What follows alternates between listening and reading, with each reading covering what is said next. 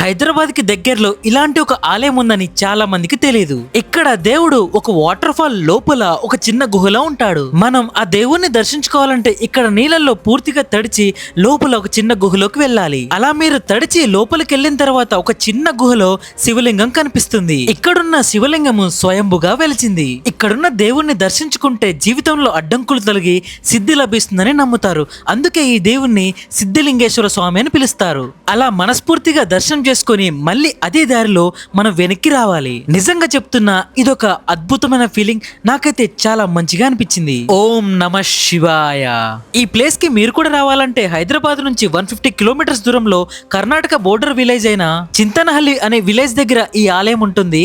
Exact location కావాలంటే comment box లో ఓం నమ శివాయ అని టైప్ చేయండి. ఎగ్జాక్ట్ లొకేషన్ పంపిస్తాను. ఫుల్ డీటెయిల్ వీడియో నా యూట్యూబ్ ఛానల్లో ఉంది, చూసేయండి. ఇలాంటి మంచి కంటెంట్ కోసం నా ప్రొఫైల్ ని ఫాలో అయిపోండి.